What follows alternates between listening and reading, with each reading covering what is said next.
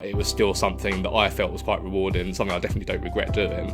And yeah, I think it really is a case-by-case scenario, really. You have to really think about your own situation in life at that point in time. Welcome back to the My Generation podcast, everyone. We are talking with a returning guest again. It's Joe Finnigan. We've got him back on the show. We're talking about passion projects today. What it's like leaving a retail job to start pastures new, seeing what that entails, because both Joe and I, within our lives, have done this.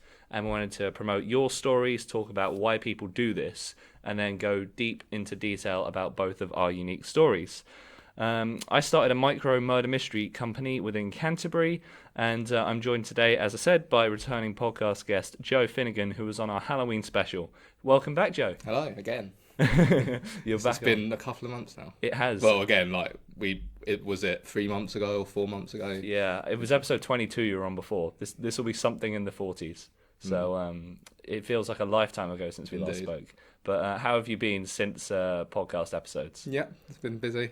Christmas has happened, and that's basically recovering from Christmas is pretty much what I'm doing right now. Yeah. Again, this is going to air in April, a long May-ish, time after Christmas, so it's going to make no sense. Yeah, Merry Christmas, everyone. They're just going to think that I've just spent the next 6 months in exile. Yeah, Joe's still got his Christmas tree up when you're listening to this. Yeah, exactly. Christmas hat on right now. Yeah, well, it's if you've seen the podcast Christmas special, then yeah. I mean, I'm not going to start punting that. It is not Christmas. Yeah, at this point you're going to have to start advertising the next Christmas special thing. Yeah, that's the way the media is nowadays. Yeah, there's probably adverts already going out for Christmas stuff. Who knows what guests we'll have for that? But going back to today, also to let you know of some other stuff we've got coming up on the show. We're featuring musicians, as you will have heard over the past few weeks of the podcast. Some really, really great music coming onto the show. It's been so fantastic to share local Kent musicians, and this week's no exception. We've got a band called Love Reptiles on the show today. We'll be playing two of their songs, Sleeper and Song for Linda. They'll be coming up throughout the show. Sleeper halfway through, and then Song for Linda will be closing today's episode of the podcast, as well as your weekly 1-minute album recommendation from Sammy Bacon, Kent's local music enthusiast extraordinaire. We have him on every week to recommend an album that you should be listening to. All of that and more to come on the show. So, Joe, let's start with why people would want to leave a job in retail to start a passion project generally. Well, I think there's a whole load of reasons, really, isn't there? I mean, for me personally, it was because it wasn't strictly retail I was working in when I left my job to pursue game development in my case. But it was a position where to give some background on myself, I had a university degree in computing. That gave me a lot of the skill sets that I needed to get into the kind of career that I wanted, but I still wasn't 100% sure at that stage on what I really wanted to do. So I kind of mingled in different careers. I got a bit of a breakthrough after working in retail for about 2-3 years. I got a job in IT support. That lasted me about a year and a half.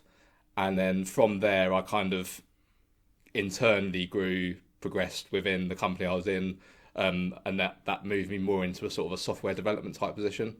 And at that point, I was starting to think about more specialised options because I was getting to a point where I was enjoying the coding aspect of the software development job, but I can be quite sort of specific in terms of what I'm looking for, and the kinds of projects that you're working on can be quite important in that kind of environment. So at that point, I was working on healthcare software, which you need to know quite a lot about the sort of the medical side of things. And that was where I was kind of like, being honest, I didn't really have the passion to look into like the actual medical side of it and actually learn more. So from there, I went into an insurance firm, which was a kind of similar situation, that it was a much smaller company. I was one of 2 people that were particularly technical in the team. And I was very much sort of a man of many hats, as my boss used to say to me many times. Yeah. That I was kind of responsible for the typical IT stuff. Like if you watch the IT Crowd, it's very similar to that, where you're like getting people call you on the phone. You need to just tell them to turn their computer off and on again. That will fix things. You're installing new PCs, you're resetting user passwords and that sort of thing. But it was also the more technical side of it, where we had an in-house system that our staff would use to log insurance claims, that kind of thing. and I was solely responsible for actually managing that, adding new features. So it was a very rewarding job. It was something that I got a lot of sort of gratification out of, actually feeling like I was making a difference to the company. But it did again kind of lend to the point where a lot of it was needing to know all about the different laws and just generally laws around insurance and how that is actually managed. And that's where I started to struggle a little bit. There's a number of different factors really that led to me to sort of make this decision to go into game development. But it was at that point I started thinking about the idea of, hey, maybe I could actually give this a shot, because I've always been very passionate about games, and it's something that I had to think about and make a sort of a real conscious decision about whether this was the right thing for me. Yeah, so the previous job, it had elements of things you liked, but it wasn't the full package, and you wanted to go out and get something that had everything that you enjoyed. Yeah, exactly. So going back more generally in terms of like how anyone would like want to take this decision to actually go elsewhere, I think we all have our dreams, and some of them are less realistic than others. And again, going back to my specific example, I guess this was one that I thought was semi-realistic, and I was in a position in my life where I thought I could take the risk. It might not pan out, and spoiler alert, it kind of didn't really. Like, I didn't end up actually getting into the game development industry, but I certainly picked up a lot of skills from it. But it was still something that I felt was quite rewarding, something I definitely don't regret doing. And yeah, I think it really is a case-by-case scenario, really. You have to really think about your own situation in life at that point in time. Well, you said the risk sort of thing, that's quite important to it, because in people's situations, you've got to build an infrastructure so you can take that risk. So you've got to be comfortable within your own amount of income, so that you know that if this needs to take off, it can. But you know that if it doesn't work, you've still got something to fall back on. What sort of plans did you put in place then to set yourself ready to go into this venture? Like spending a lot of time just sort of actually working out this plan, and I'd be weighing out the pros and cons. So I think the one major thing we've already discussed is kind of the budget that you set yourself. So knowing financially that you will be in a safe position and you sort of have a fallback option. So I was in a position where I wasn't massively wealthy, but I had enough saved up, and I worked out that for myself I probably had about a year where I could just quit my job and go like with the assumption that I did the absolute worst I could possibly do. I wouldn't actually be earning any money in this year. I could still just about survive, and then if things didn't pan out, I would then start looking for a job more in line with what I used to do, and within a few months from that fall back into a position and sort of back to square one in a way. So for me personally, that also involved thinking about my living arrangements. So at that point in time, I was living in Canterbury with a former workmate. So in one of my former jobs, he was still there and he was happy to stay in the house for the foreseeable future. But I obviously had to think about the fact that this is going to be a lot of rent for me. If there were better options, then I'd need to probably take them.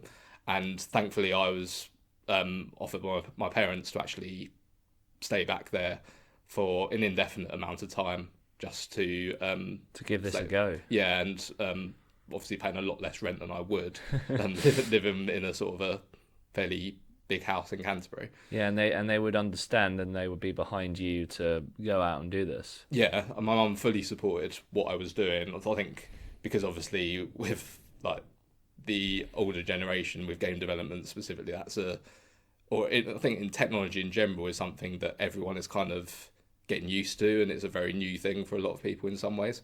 So it did take a little bit of convincing to sort of explain the reasoning behind why I wanted to do this. And at first my mum was saying to me, like, this is crazy, you shouldn't be doing this. But I did kind of win her over in the end, and yeah, I think I made her quite proud of what I did end up achieving to some degree. Well, what did you achieve? What were your first projects that you decided to do? So I kind of made this decision to leave, and it was still a bit of prep time after I'd left my job to sort of plan out exactly what I wanted to do. Because I think when it comes to games, there's a lot of things that you need to consider, because there's so many different aspects of a game. Like, you can't really just say I want to make games. There's people out there who've literally just made a game themselves, and there's some examples out there. Like, I don't know how game specific you want this. Absolutely, go for it. Yeah, but there's a few independent games that have been made out there. One good example is a game called Stardew Valley, and that was made by someone who pretty much built it from the ground up. So he made the art, the music, the actual gameplay, of course. Everything about the game was made by himself, and it's a really critically acclaimed game, mainly, well, partly because of the fact that it was one person. I think people just appreciate the effort that he put into it. And did he keep some aspects of it quite simple, so that even though he was doing all of it, he could dedicate enough time to each part? Yeah, it's a relative, in terms of from the outside when you look at it, it's a relatively simple 2D game. It's something that if you do just look at it at a glance, when you compare it to games like Call of Duty or whatever, the sort of the major what's called AAA titles, so the really big budget titles, when you compare it to those, it is a very straightforward and simple game, both in terms of the graphics, the music, and the actual gameplay itself. But I think a lot of the time, if you look back at gaming history and you look at games like Pac-Man, Tetris, that sort of thing, they're very simple games as well, but they still have every element that I just talked about. They still have the art, the music, and there's even little things that you don't really consider. Like, for instance, a good one is level design, where you don't, as someone that might not be in, if you're not into games that much, you might not really consider that there's a lot that goes into other areas, that it's not just as simple as writing a song for the game, actually drawing the art that actually is shown. There's little things like a lot of effort and consideration would have been taken, like using Pac-Man as an example, the placements of those pellets, like the big pellets, would actually be very important, and where the ghosts are placed in the middle of the screen, all of those would have been very carefully considered conscious decisions when it comes to level design. And that is nowadays that is a role that is so advanced and so expanded in most major game titles that has a job in itself. So there's a lot of people that will just train to be a level designer and nothing else. Interesting. So in my case, I needed to have a think about what exactly would be suitable for me, because I've never been much of an artist, so I kind of ruled that out quite quickly. I was interested in doing music because I've always had a passion for music in general, but I've never really made it myself. So I sort of dabbled in making my own sort of 8-bit music sounds, but it never really felt like something that was clicking for me. So the good thing is that as someone in my position that is sort of trying to make everything from scratch, there's a lot of availability online for like software tools that can allow you to download of sort of free license soundtracks. So ones that have been legally made available for people such as myself that do actually want to use good sounds, of like relatable sounds. So it actually gives your game some sort of feeling. It actually adds to the game rather than just having an empty game with no useful sound effects. So your role was more overseeing, and then did you sort of freelance people in to do the parts that you couldn't quite do, or did you go into a lot of these sort of free libraries? It was a mix of both, really. So at the end, I'd say I had 2 major projects that I was particularly proud of, and ones that I would actually show off to my friends and that kind of thing. Obviously, there were a lot more of that in terms of prototypes and demos that I built, but I'd say I had 2 main projects. The first one was one that I did build myself, and the graphics for that one aren't particularly impressive, and they're using very basic prototype like assets that you can grab online, again, legally for free. And there's a number of websites you can actually use to get those assets. So my main strength, I would say, is in terms of the coding, and I guess if you were to narrow it down to a job title, it would be gameplay programming. So things like when you have going back to something like Tetris, you'd have there'd be code written to randomize which piece would actually fall next on the screen. Then you'd have logic to work out how many points someone has. So you'd be adding together how many points they have based on when they clear a line, that sort of thing. So all of that would be done through code, and that would be my kind of strength, I would say. So that's what I was kind of lending towards with this game, that it was a much more sort of kind of a maths-based game, and like a lot of the impacts and a lot of the value was placed on actually sort of properly calculating how, like, giving the user a reward for how well they're doing, and giving them a points total based off of that. And so what was the title of this game? So the title of that one was called Dynasweep, which is a very strange title. Love it. It was basically like I say, it's kind of a maths-based game, I don't know if you've ever played Civilization. No. But Tell me.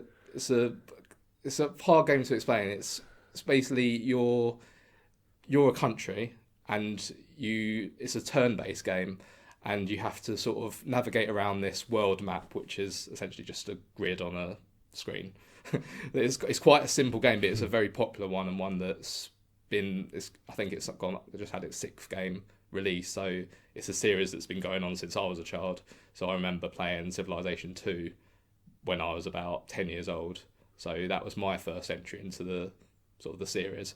But yeah, essentially you're building as the name suggests, you're building a civilization, and you're just building so you build cities, and you get people to sort of flock to your cities and actually increase the following of your country.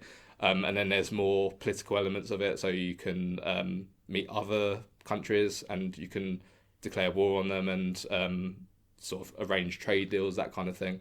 And it advances through a number of different ages, so you go through Stone Age, Bronze Age, etc., and then it goes all the way over to the futuristic age. So where my game sort of overlapped with this was it had the same layout and the same sort of, the grid view was very similar, and the turn-based system of you take a turn, you do your thing, and then the opponent will do a thing as well. It was a much more simplified version of that concept. Like there's no element of war and peace and that kind of thing. No countries. I think this is where my limitations kind of came into play in terms of what I was able to achieve on my own, was where what you controlled was just a block on the screen with a number assigned to it.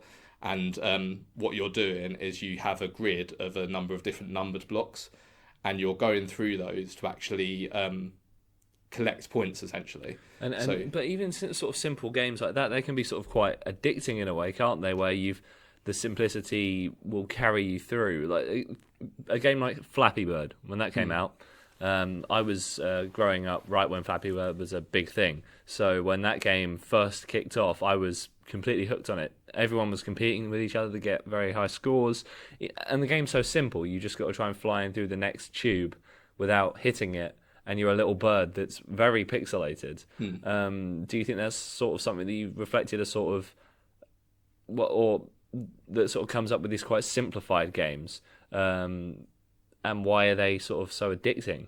Yeah, I think mobile games in general seem to have that DNA set in place now, where they have this sort of addictive quality to them. Even games like Candy Crush and that sort of thing that are very well known have their aiming to sort of addict people, and it works because the amount of people that are playing them and want to come back every day and keep playing them, that definitely does have its rewards in terms of the people that are making those kinds of games. I think it's one of those kinds of games that is very different to the kinds of games I was trying to make, but I think because of it kind of does go hand in hand because of the fact that my level of expertise when it came to the overall areas of the game meant that things like the graphics would be very similar to one of those mobile games that has the more simplified things. And where did your game come out? So where, if someone was to play this game, where would they be able to play it? Is it PC? Yeah, it's on PC. There is a website which I can... Absolutely. You can put in the description. Oh, so people can go and actually play this game? Yeah, it's a free game. So there's a website called itch.io, which is very popular for sort of independent game developers for actually uploading their games. You can charge for your games on that website as well, but typically people would use it just to show off free prototypes, and anyone can download it. And it's good for me because I can get an idea. There's a comment section as well, so people can leave their feedback. Please go and play Joe's game and let him know what you think. Yeah, absolutely. And what was the second game? You said you made two that you were really proud of. Yeah, so the second game was a lot more improved compared to the first one, in my opinion. So this was a game called Kin. And is that Kin? K-I-N? K-I-N. And this is another 2D game. And this was one that I was particularly proud of because... in this case, you asked the question earlier on of whether I made them on my own or sort of collaborated with a team to actually get these produced. So this is one that I actually did collaborate with a number of people, some of which were actually quite high profile in the game industry in terms of their actual job credentials. So I arranged it. So what it was is that there was something that was known as a game jam, and a game jam is basically where there's an online community where the host of this game jam will announce a theme, and you'll have, I think in this case it was 72 hours to actually create the game and release it. So it's obviously a lot of pressure to make a game at that point, but the idea is that you would sort of get a finished game after the 3-day mark. You'd get your initial feedback from everyone, but then you'd go and expand the game from there. So I didn't have a team at this point in time when the game jam was being announced, so I put a message out there. There was I don't know if you're familiar with Discord. Yeah. But, we used Discord to we had a server on that Discord to actually talk to people and arrange for that to be done. And I just put a message out there just seeing if anyone was interested. I think there were 3 people in the end that I got in contact with. 2 of them one of them was a artist, and he actually worked for a very high profile AAA company, and the other one was a project manager for a very high profile AAA company. Interesting. So, and I did check their LinkedIn. I was like, this is probably something that you could quite easily just fib about. But yeah, I did double check, and they did check out. I assume they were doing this because they just wanted to do a passion project of their own. Yeah, to them it was just a hobby. So they obviously have their own jobs going on, and I guess what they were doing there kind of does go hand in hand with how they worked in this role. It was really interesting actually, because we did treat it as a proper like we were at work essentially for 3 days. Wow. So because it was one of those, I wouldn't say I worked 24 hours a day on it for 3 days, but there were some serious late shifts that we did, and we were getting on to voice chat on Discord and sort of having, like I said, there was one of the guys that was a project manager, the artist that I've mentioned, and there was also someone that was doing the sound. So I was responsible for all of the programming side of it, kind of going back to what I was saying before about that. I'd realised at that point that that was my strength, and that was something that I needed to focus on. And can people also play Kin as well? Can they find that? Yeah, the same website again, so amazing. I'll give you those links and then you can I'm going to have a play of both of these games straight after we record this show. See if you can beat high score. Oh, what's the high score on Kin? No idea, actually. It's been a while since I've checked it. I'm sure by now someone's hacked the leaderboard and put some ridiculous score at the top, like 100 million, so good luck beating that. Yeah, well, I mean, go play Kin. The more people... And like, we can get some comments in, so when Joe comes back on the show again in the future, hopefully we'll have some more opinions. And if people do comment on Kin, then bring them back to the show, because we're very much interested in hearing your experiences playing Joe's game. Yeah, definitely. So, obviously... These are the 2 big ones you're really quite proud about. In a moment, we're going to talk about to Joe just about the reason why passion projects sometimes pass, because the passion project ultimately didn't continue on to a career, even though you've learned so much from it. We just got to go to a few other things that we've got coming up on the podcast. So we're going to now switch over and switch gear to Sammy Bacon, our local Kent music enthusiast. He brings a quickfire album recommendation every single week to the show.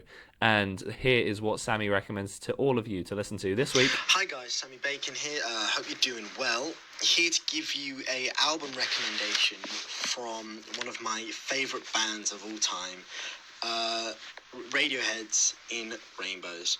To be honest, there's many a Radiohead album I could have talked about. Their kind of magnum opus, as it's often seen as, OK Computer or Kid A, or their most recent record today, A Moonshaped Pool. But I think In Rainbows just kind of does everything Radiohead does and has done on every album they've done so well in a tight 45 minutes. You have the headbanger Body Snatchers, which is kind of as raw as they've been since the Bends and Pablo Honey, and then you have the more electronic songs such as the Open 15 Steps. Then you kind of have the alternative rock tracks like Weird Fishes and Nude, which was actually around since the Kid A recordings and has finally been released on this album. This album is so important because even though it's about 10 years old now, it still sounds so fresh, so invigorating, so comforting. And just there is not a bad or even meh track on here. Every track is fantastic. Weird Fishes opens with these beautiful layered arpeggiated guitars which just shimmer and brush against each other, and suddenly this black cloud comes over and you get this droning guitar sounds. and these frantic guitar tones seep in as Tom York sings, "I've hit the bottom, I've hit the bottom." You get the song Reckoner, which is just this really kind of hippie kind of, I don't know how to describe it. It's just a great song. It's just a great song. And then the closer videotape is one of the most beautiful closing songs I've heard on any album. I would, have a hard time believing someone could show me a more exquisite closer. It's just this beautiful syncopated pianos with Tom York singing about looking back on his life and what he's achieved.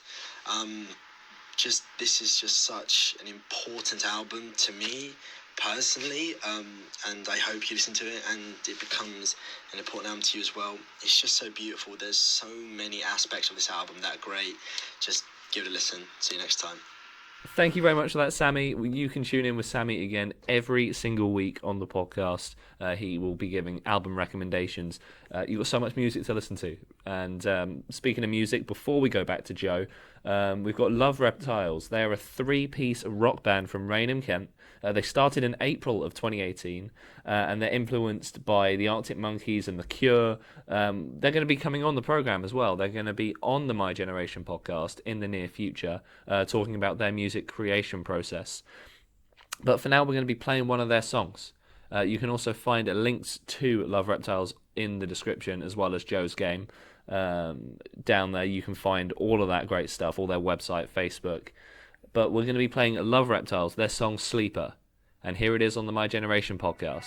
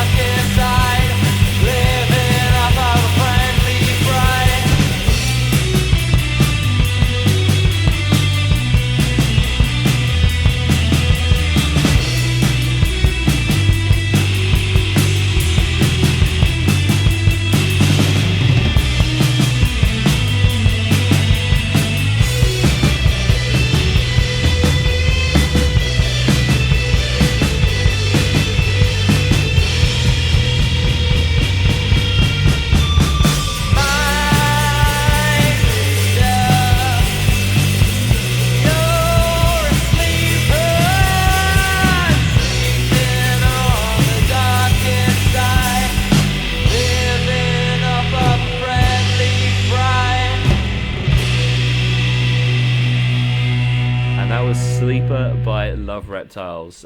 Really, really great to feature you guys on the show. Can't wait to talk to them in person on the My Generation podcast very soon. So stay tuned on the Facebook page at the My Generation podcast for that.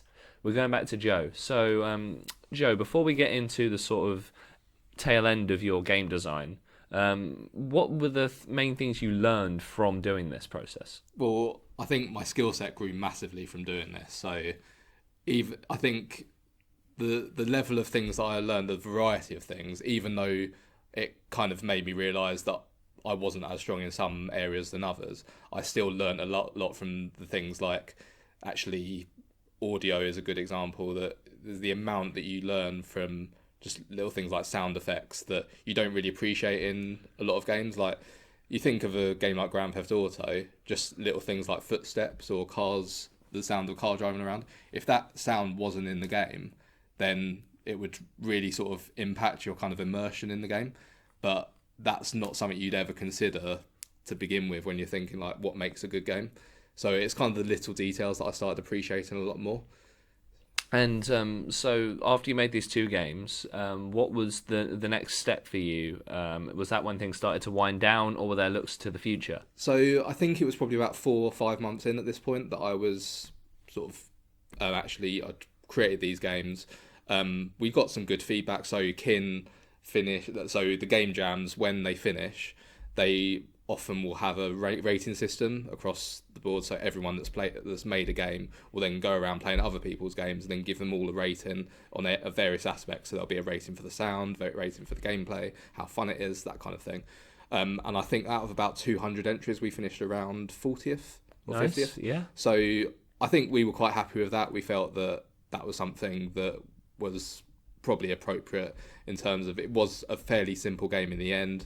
There wasn't a whole lot to it, and there's been games that have done very similar things in the past, but we were quite proud of it. I was really happy with the art, especially because that kind of gave the game a feel that I didn't really have in any of the other projects that I'd made, because of course, like I mentioned, I'd kind of had to borrow other assets and it didn't really feel like my game a lot of the time, whereas this was something that I really truly felt like I'd actually worked with a team. We'd worked out what kinds of art we needed, what kind of sound we needed that would actually work for the kind of project we were trying to produce. And yeah, I think all in all I was very happy with it. So like I say, it was about 4 months in at this stage, and we had a period of time after the game jam where we thought, okay, let's try and add a few tweaks to this and get the new version released. So we did that. A couple of weeks later, we did release a new version. Obviously, we got less feedback at that point because people had kind of gone away after the game jam. It's like you just move on to the next thing. Yeah. But for us, we were happy that at that point it was a complete product. I kind of went away and made a few more tweaks myself, but at that point it was kind of all me on my own, because I think we were happy that it was finished. It was never realistically going to be something we'd ever release on a sort of really high profile platform, nothing that we would actually remarket and sell. So this was always going to be one of those, just, for me, it was something to put in my portfolio. So speaking of my portfolio, it's kind of, at that point, I needed to start thinking about, well, okay, I needed to get in my head whether I wanted to sort of go the independent route and actually just make a game either by myself or finding a team to make a more permanent project that we then actually properly market and put a price tag on and start selling on the relevant stores. Or do I want to actually start looking for jobs within the game development industry for high-profile companies that would actually make me a smaller part of that company? And my decision in the end was to go for the latter, just because of the reasoning that I didn't really have the confidence that I'd be able to find the right group to sort of go ahead with that route, similar to making the Game Jam game for Kin. We kind of went our separate ways after that game, and I think I felt more comfortable with the idea that I could focus on improving my programming skills, and then if I use that to actually apply for jobs, and I guess a gameplay programmer job would be the ideal scenario, that would be me playing to my strengths, and then if I was to get a job in that area, I'd then be surrounded by a team that has experience in the various aspects of making a game, and I wouldn't have to worry about that side of it, while still making something I would be very passionate about. And what was it like looking for a job then? Very difficult. Very, very difficult. So this was kind of the point you asked when it started sort of spiraling down, I'd say it was the point where I was properly starting to look for jobs, because I had done a lot of research beforehand. Like I mentioned, even before this all started, I was thinking a lot about what is the long-term aim, how much difficulty am I going to have in certain areas, and this was all things that crossed my mind. But obviously at that point you're not really applying for jobs because you don't have anything to show them. But at this point I had 2 games that I was happy to put in my portfolio, and this would be the base for what I would show employers, because at the end of the day, this is the kind of job where you can't just show them your CV and just pretend. Yeah. Well, a lot of people would pretend that they had, like, they got a master's in game development or something like that. And kind of what I'd read about was that generally university degrees weren't actually that big a plus when it comes to this kind of job, because it is possible to specialise in something like games development. And what I read a lot was that where I kind of went wrong with my university degree was not specialising more. Then I just went for a general computing degree, which was more of a all-round focus. So there'd be a number of different programming languages that we'd learn, but not all of them were really related to game development.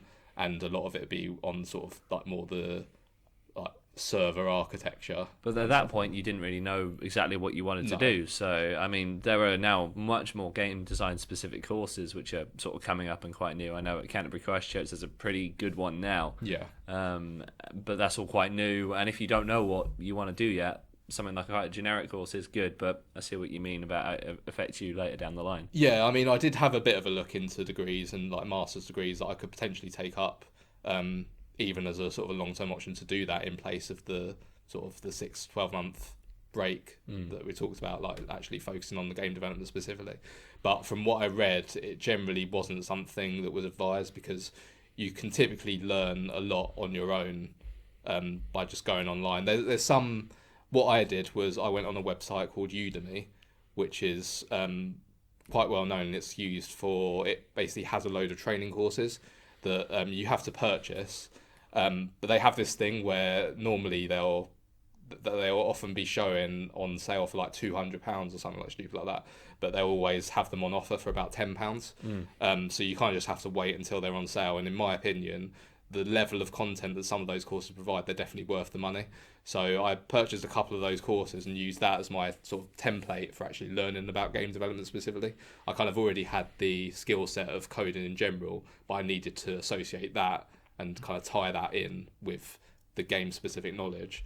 And again, I don't really have any regrets about that. I feel like a lot of the courses I did obtain from there were very helpful.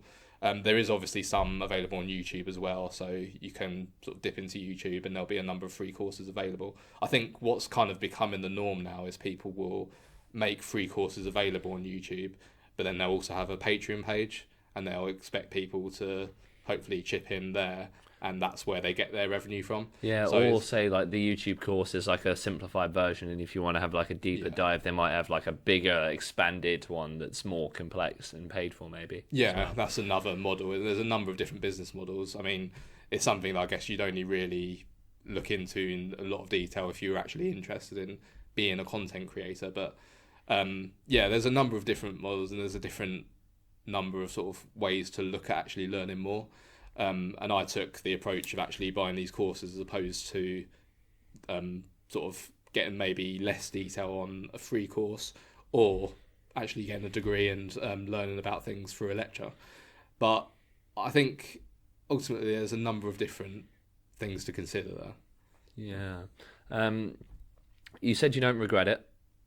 Why, when a lot of people start passion projects, because the rate of success is surprisingly low, but they're still, would you say, even if people don't necessarily have it translate into a full career, that they're still worth trying because of the experience you gain from them? Yeah, I think you 100% need to do your research beforehand. So you've raised a good point there about there's a lot of projects that will fail, and I think you might get skewed by the number of stories you read online, because obviously the vocal minority are going to talk about how well their projects are done, and that will be what kind of stands out in a like an internet forum where someone's boasting about how well their game's done and how they started. Well, that's why I wanted to talk about this, because both of us, I haven't mentioned mine so much, but we've both done passion projects that have sort of pitted out. So, I mean, I can elaborate on this in a future podcast episode if you'd like to hear, but I'll sort of give a bit of generic on my one. But I did my murder mystery company, as I mentioned at the start, and I only didn't grow that because of the scale of it. I was putting on events in Canterbury in a pub in town, and they were sort of sit-down murder mysteries where you would work in teams to solve a case throughout an evening, which I'd be revealing information over the 3 hours. I used to run these shows on my own, write the stories on my own, and the only thing for me was scale, which is the reason why it stopped. And as the degree started, as the podcast started, as my radio work started, it meant that the murder mysteries had to take a bit of a back seat. But absolutely some of the most fun I've had. And even though it didn't become my full career, a lot of it was transferable. It was public speaking, so I was speaking in front of loads of people all the time, which translates to the radio, translates to the podcasting world that we're in right now. I mean, you could argue this podcast right here is a example for you of a passion project. Exactly. I mean, this project's currently just something we do for the fun. Maybe Patreon on the way soon. Yeah. Who knows? Giving you ideas Maybe. now. You've given me ideas, Joe. We might have a Patreon coming soon. Who knows? And the storytelling aspect, I'm a writer-director. I make films. I make radio dramas. There's a radio drama reveal coming soon. I've had some stuff coming out about my one that I did that's on BBC Sounds.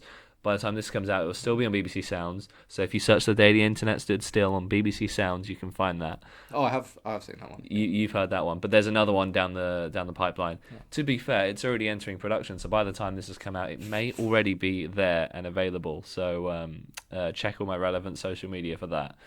Links, again, in the description of this podcast episode. And that's the storytelling aspect of it. So even though a large amount of these projects don't become people's full careers, they still inform what they go on to become next. Absolutely. So what was once the sort of passion project closed down, what was your next step back into the world of work? Well, initially my immediate thought was it's kind of hard to admit to yourself, but I kind of did go back to square one in a way and was like, okay, I need to, at least in the short term, go back into software development. That's something that I know I'm good at, to be a bit blunt and a bit cocky. But it's something that I know in own my it. past. If you're good at it, own it. We run the best show on YouTube here and SoundCloud. Course, yeah. We're available on YouTube and SoundCloud currently. So you're not the best website? You're not the best podcast on SoundCloud? Yeah, we are. Okay. We're the best on both. I just forgot that we were on YouTube. SoundCloud for a moment. Just but a bit of humility there. Hello, if you're listening on SoundCloud. Yeah, I think. What are we talking about? What were we talking about? The steps after your first step into your new job after the passion project and how you went back to square one. That's what we were talking about. Yeah. So I ended up getting a job quite quickly after I'd made the decision. So this was probably about 6-7 months. So I still could have gone for a couple more months with the game development thing. Obviously the main thing for me is that I knew I was improving every day that I was working on game development. And what was important for me, kind of sidetracking a bit, but one piece of advice I'd definitely give when it comes to doing a passion project, if you're doing it at this scale, is to make sure you have a solid routine. Because one thing I wanted to make sure was that I'm like, if you asked any of my friends, I would be the first person that would just fall into this lazy pattern of getting up at 11 a.m. and just like doing 1 hour work, considering that to be good enough, and then just like dossing for the rest of the day. Well, it's so easy. I mean, even away from sort of the passion project side of it, I'm a freelancer, and you're effectively your own boss. I do my own freelance videography, this podcast. My radio work is also on sort of shift by shift basis. So I can take as much work as I want or do as little as I want. And that is a very dangerous thing. I'm really glad you raised that point because it's very important, and I think it is. But reaching that balance is the most difficult thing, though, because I've been through periods over the past 2 years of doing both extremes where I've not done enough, but then sometimes I've also done too much. I feel summer 2019 could have been the hardest I've ever worked Same with December 2019. Those months, I don't think I've worked harder in my whole life. And then other months that were a little bit slower, so I didn't take on as much work in October, just so I had a bit of a resting period. So I think if you're going to be taking a passion project, know what those levels are, and I'm really glad you raised that point. Yeah, because we're talking about doing something that you have a passion for and that you find fun, but I don't think you can really find anything fun if you're doing it to the extent that you're actually stressing yourself out over making sure you're doing it correctly. So we talk about making sure you're not too lazy, but it's also the other way around, that I made sure I had a solid, almost like a work life really. I made sure that every day I got up at about 9ish, sort of prepare. I always said to myself I prepare for 9:30 to be when I would actually start getting to work. And what I actually did, which actually really helped me, was I used the local library, which was about a 5-minute walk away from my house, as a sort of office in a way. Oh, so nice. I take my laptop along, and obviously it could vary. Like sometimes the library wasn't really as quiet as you'd expect a library to be. So there was a bit of a random factor there in terms of how much work I'd actually get done in there. But I'd go there a couple of days a week. So I still treated the week like the typical work week, Monday to Friday, as my work week. Well, I have an interesting story about that. There's a place in Canterbury called Queen Bee Home. Big shout out to them, because I wrote most of my murder mysteries sat in that coffee shop area, and they're a little interior design shop. We've had someone who works in Queen Bee on the podcast before. That's Emma. Tune into episode 7 of the My Generation podcast to hear her story. I mean, I've got these episodes off the top of my head. We know everything that's come out on this show, the best show on YouTube and SoundCloud. And Queen Bee was special to me because I wrote all my murder mysteries in there. And then when I was looking for venues to host the first ever one, they were able to accommodate. They stayed on beyond their opening hours, and we got to use the coffee shop bit. And I had people from my playwriting group come along to test drive the first murder mystery. I charged it at a reduced price just so I covered my overheads. And to see if the story would work and the format would work, and because I knew the people there, because when you sit and write in one coffee shop which could only accommodate 14 seats, it's quite an intimate space, and you get to know the people behind the counter quite well. Really recommend that place. Lovely shop, and great drinks, and I just got to know them, and then hosting the first one there just felt incredible. And then I hosted in, I think, 7 venues in total, but that was the one that kickstarted it and the one I wrote in. So I like what you said about finding a place where you can go and do that writing as well, or in your case, coding. Same thing, really. Yeah, technically, it's just writing a different language. We're just writing in different languages. That's the most poetic way. That's the most poetic thing I think I've had on this entire podcast. I'm just going to go back to Joe in just a moment, but do you have a story to tell about passion projects? Maybe like us, you've done the same. You started your own passion project. Did it work? Did it not? Did you learn from it? Do you think that it was the best decision you ever made? Maybe you regret it for a reason or two. Please let us know in the comments below. Don't forget to check out Joe's game. You can contact the Facebook page at the My Generation Podcast.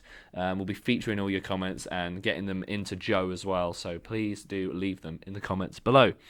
I'm just going to tease a few more topics we've got coming up, because actually I do know where this fits in the chronology. This podcast is going to be in the late 40s, if I remember off the top of my head rightly, and we're nearly at the 1-year celebration of the My Generation Podcast. We're almost made it to an entire year of episodes. So I'm going to be doing a very in-depth solo episode talking about my favourite film of all time. It's called The Fountain. Came out in 2006. I've mentioned it on the show a few times already, but I want to dedicate an entire episode to it because I have so much I want to talk about with that film. That's coming up. I've already recorded this next one, but it's with my sister. She is a bookworm. She loves her books. She's an English student. We're going to have her talking about why it's so relevant and in the modern day. And then we're having Dan Inwood. Who else could we have but Dan Inwood to come back on the podcast to celebrate the 1-year anniversary of the show for episode 52 of the My Generation podcast. That one will be having a reflection of the past year of podcasts. 52 episodes of the show and a few intermitting ones, so we've had a couple of sort of splashed in between. It's crazy to think we're at the point where we're nearly at 52 episodes, 1 year. It's just flown by, hasn't it? So that's like That's a lot of podcasts. I mean, I knew you. That's a lot of you talking. Yeah, that's probably arguably too much. But I think I knew you when the first one came out, didn't I? Don't think so. Really? No, I think it was halfway through. Well, not halfway through. No, because I mean, our episode came out as number 22. That was in October. That was October 31st. Wow. When did you start then? June 6th, 2019. I'm thinking August, September time. Yeah. We met. And I think because Dan came on the show, and you know Dan, it just helps snowball, because once one person's done it, you realise that you can go on and talk about your thing, what makes you unique. Yeah. And this show is all about bringing very seemingly ordinary stories, but the extraordinary from them, because all ordinary stories have something incredible to take from them. Yeah, there's no real there's no real restriction either, is there? Like a variety of topics. Exactly, and you might, listening to this, want to come on the show because we're looking for future topics to talk about.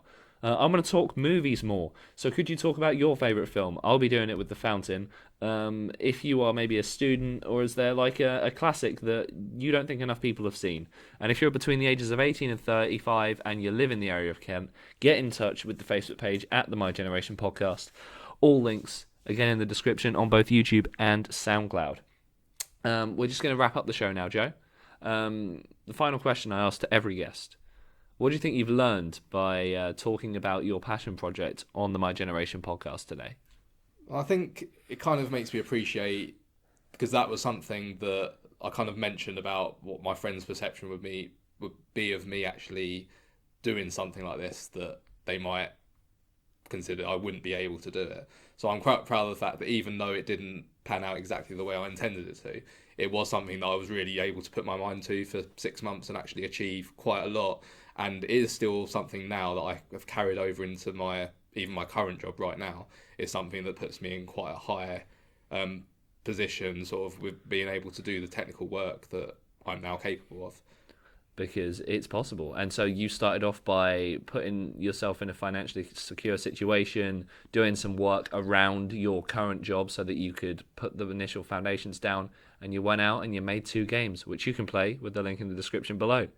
Joe, thank you so much for joining us on the show today. Thank you for having me, Max. Well, yeah, always great to have a guest back on the show, and I'm sure you'll be back on again. One day. Talking about whatever we talk about next. Who knows at that point? That'll be in 2030 or something. Yeah, we'll come up with something. That's in the future. But we're going to be ending the show, once again, going back to Love Reptiles. We played their song Sleeper earlier on in today's show, and we're closing this week's episode of the My Generation Podcast. We're going to be playing the song for Linda. Just to remind you, Love Reptiles, they're a 3-piece rock band from Reading, Kent. They started in 2018 in about April time. Some of their inspirations include Arctic Monkeys and The Cure, and they're going to be coming on the My Generation Podcast very soon. Their links all in the description below. So it's goodbye from me, and it's goodbye from Joe. Goodbye. And we're closing this week's episode with Song for Linda by Love Reptiles, and we'll tune in next week for the next episode of the My Generation Podcast.